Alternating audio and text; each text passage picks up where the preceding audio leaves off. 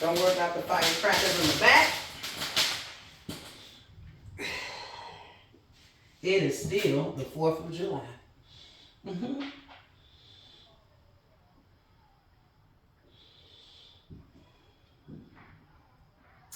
I started this workout at about, I would say, 10:53. So you are getting me right in the beginning.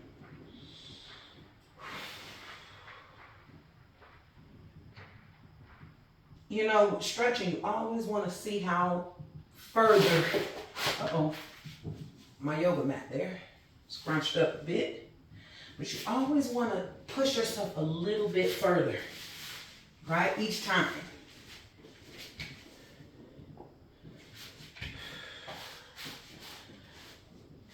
But I find, again, that at my age, at my level of activity and athleticism, that stretching works really good for me.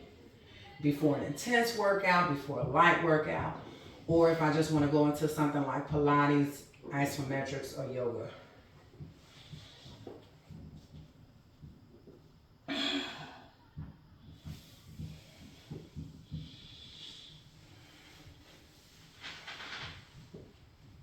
Now, different exercises are good for different things.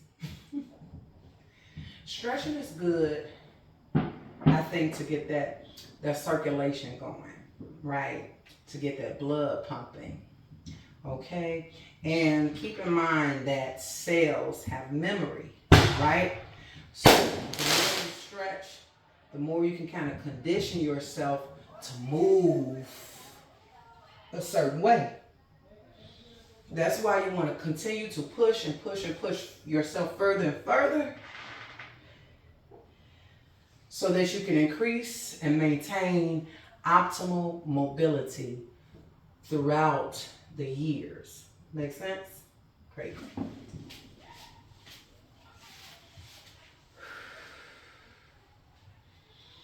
Sometimes stretching can take 5 minutes.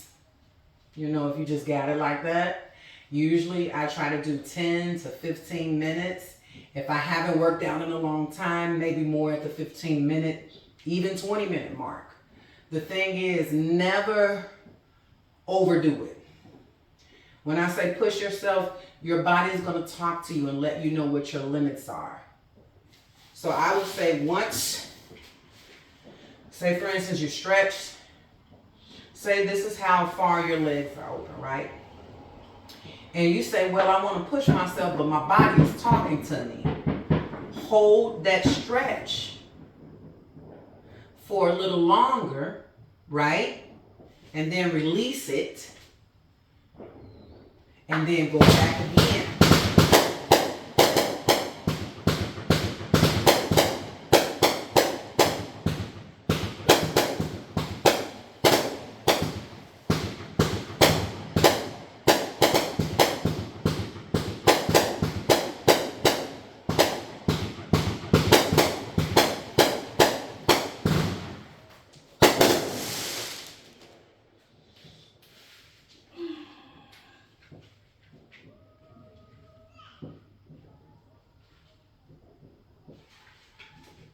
So for some people, and I'm doing this like this for a reason, guys. One, I want to be outside, but still in a private space. So I'm in my garage with my door open. But I love nature and I love the air, right? By the way, stretching goes easily into yoga, right? Stretching, yoga, and meditation is good before bedtime. It gives you a workout and it also helps you to wind down, quiet your mind, which is very important for a lot of us professionals. Come on now. You be thinking you got ADHD.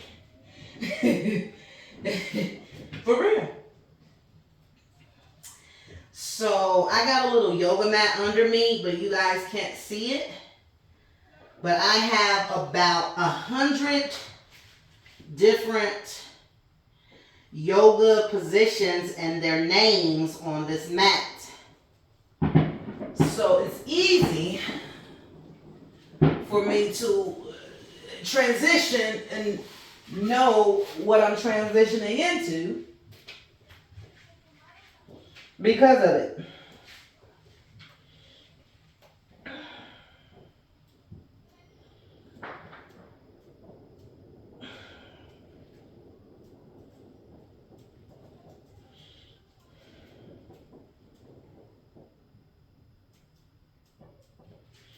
I would say when you are doing yoga, I'm about to get in the frog position. When you are doing yoga, ooh, that hurts. You are incorporating, like I said, stretching. It's possible to even have a little gray area between yoga and Pilates. And also isometrics. You know, sometimes those lines will blur because of the different positions and how you hold them. This is called the frog position. So for those who have issues with back problems and, you know, tightness in that pelvic or lower region, you can open that up and kind of help those different ligaments and tendons and, again, impact that mobility. I'm going to go into the supine bound angel.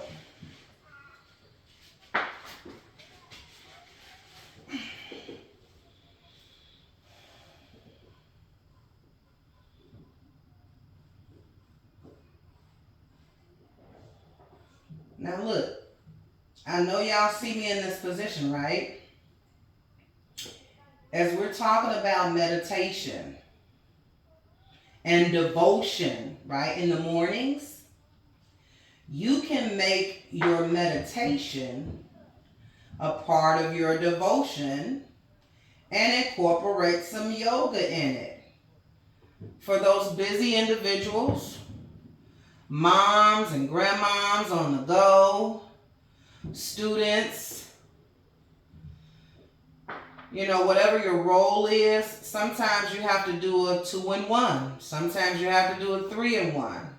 Whatever your strategy, get those 30 minutes in. Make your workout a part of your devotion if you want to.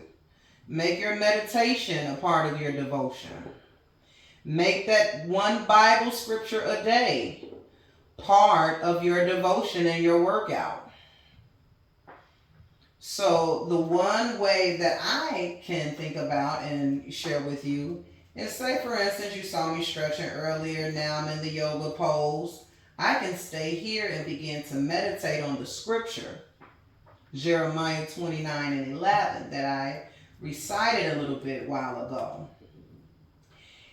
And I'm using this as an example because it is a part of my day-to-day. Right? That Bible verse resonates with me today. Why? 1, it's my favorite.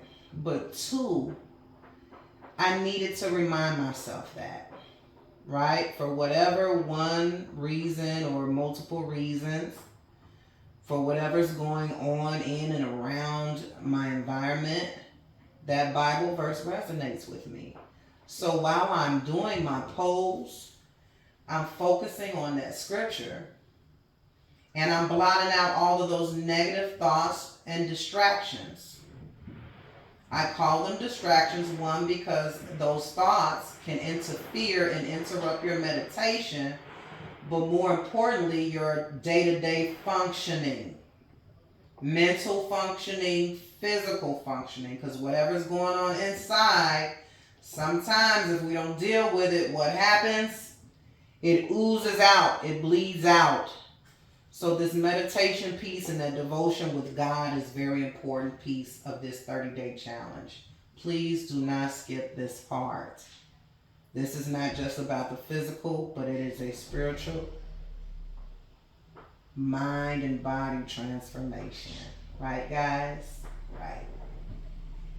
So again, Just giving you some narrations and some ideas to incorporate in your day-to-day routine as you embark upon this 30-day challenge. And as always, thank you for joining me.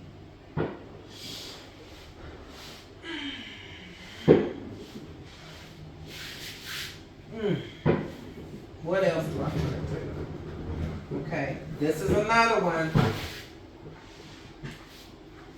I'm not making this up. This is called the happy baby pose.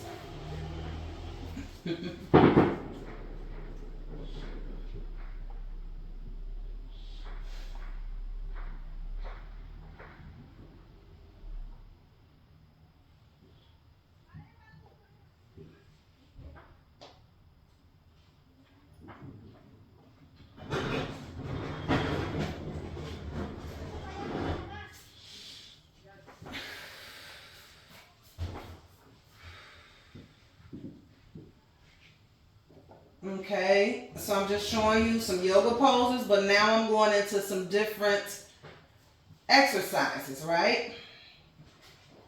And I call this isometrics because we're isolating a certain part of our body, and in doing so, we're working it out.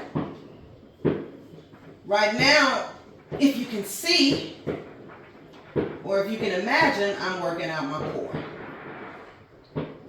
A lot of us women, we get increased belly fat over the years due to childbirth, due to changes in our anatomy that are associated with aging and gravity. Yes, we do. And also maybe eating habits, but it's also associated with levels of stress. Increased cortisol can contribute to belly fat. So I think for women especially, and this is just me, I'm not the professional or the well-trained professional, I would say, in all things fitness. Like I said, I can tell you guys what I think and what works for me, what I've done over the years.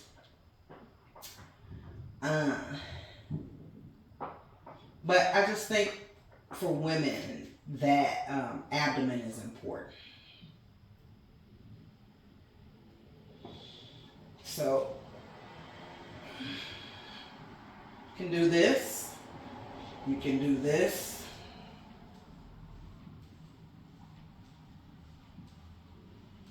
You can do this. You can do this. For your abdomen. Now this is the proper form, right? Feet flat on the ground. Every time I go up, I'm squeezing my abdomen muscles and I'm pushing my back, my lower back down into the ground. Okay? I'm using my core to lift me, but I am using my arms to direct me, if you will. So, again, these are some exercises. Ooh, wait a minute.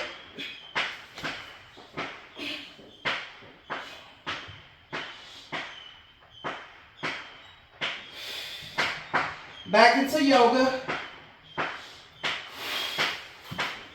Hold it.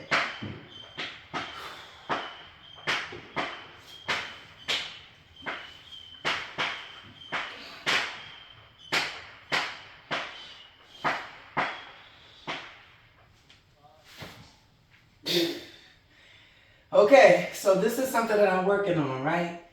So you saw the lift that I did, but my goal is to try to control the coming down and release of that stance, if you will. Because what that will signify is good core control. So for this particular exercise, that will probably be a goal for me that I will be working on. a challenge within the challenge, right?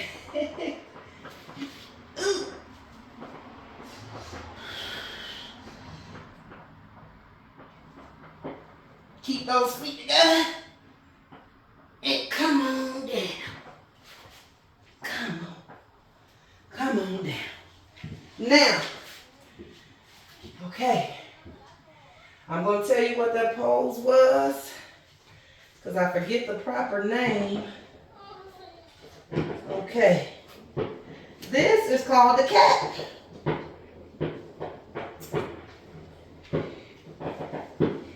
And what you just saw me come out of was called the shoulder stance. Okay. When you get real good with that shoulder stance, while I'm talking to you in the cat pose, you can reverse that. And instead of leaning all the way on your back and your shoulders, it's like you're reversing it where you're forward. And your head is up. So you won't be on the shoulders, but you'll be on your elbows. That's when you graduate to a new level. Or when you just got it like that.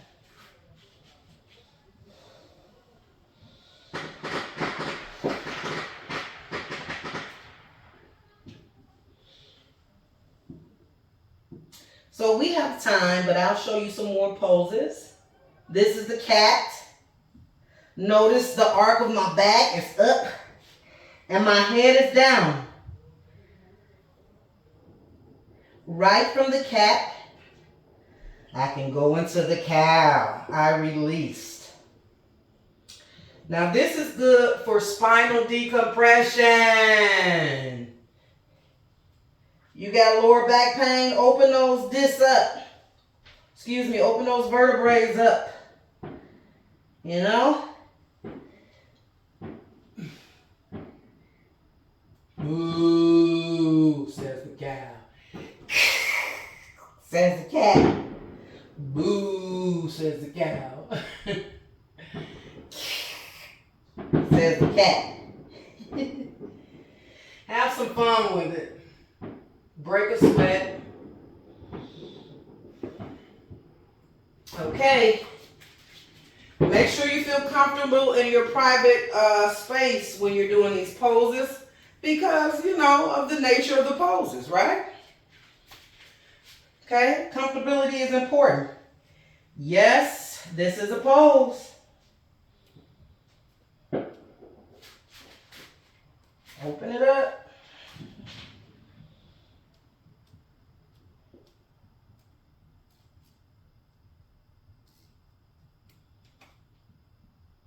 Keep in mind, any yoga pose, you can start a meditation. And in any meditation, you can start a devotion. 3-in-1 workout. Spirit, man, and body. Spirit, man, soul, and body.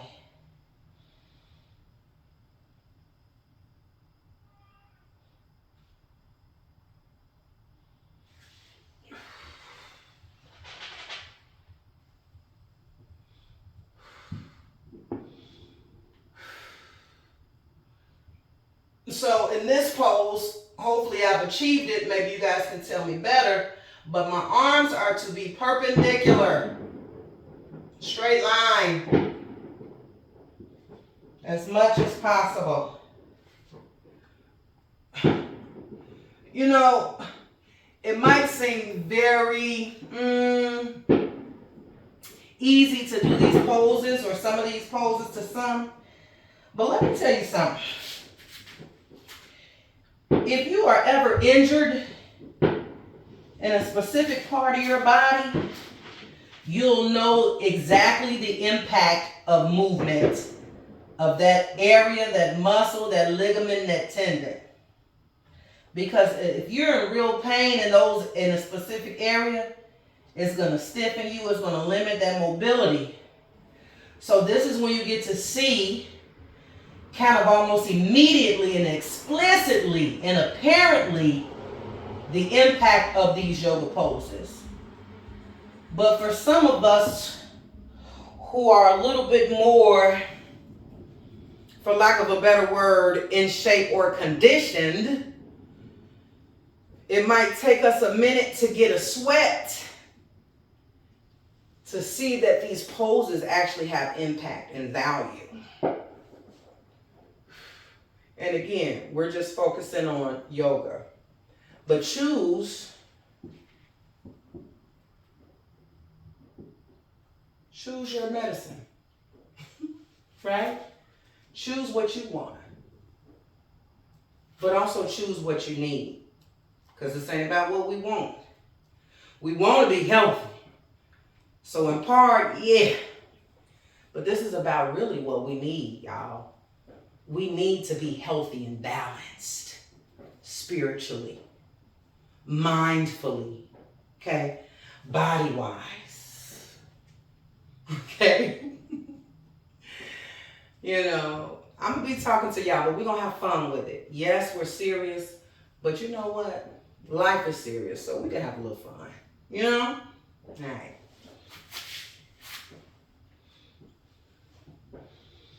Okay. So I want to do something else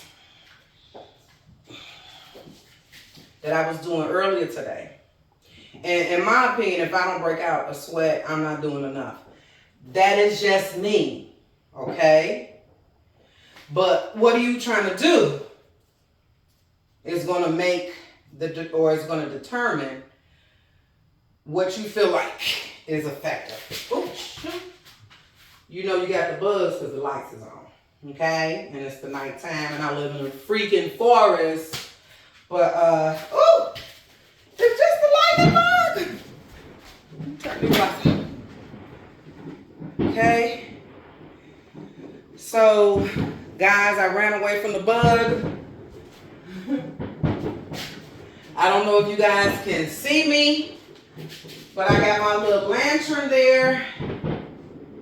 And now I went into night mode. So God bless you guys. I love you all. Thank you for the love right back. And for all those interested, I appreciate you joining me on this journey. Muscles up, spirits up, elevation. That's what we're about. All right, signing off. Have the best night. Like I said, it's a commitment. So you can start your workout at 2 a.m., 3 a.m., when it's daytime, when it's nighttime. Get it in where you can fit it in, and that's it. If you say you're going to do it, do it. Now, everybody deserves grace because that's why God created it, right? But let's do what we can. Let's do what we need. Because I want what I need and I need what I want. I'm going to say it again. I want what I need and I need what I want. So if we put it together and marry that statement, we will come out with discipline. And discipline is the highest form of self-love, y'all. I'm going to say it again, and then it's out. It's nice. It's lights out. Discipline, you guys, is one of the highest forms of self-love. I'll see y'all July 15th.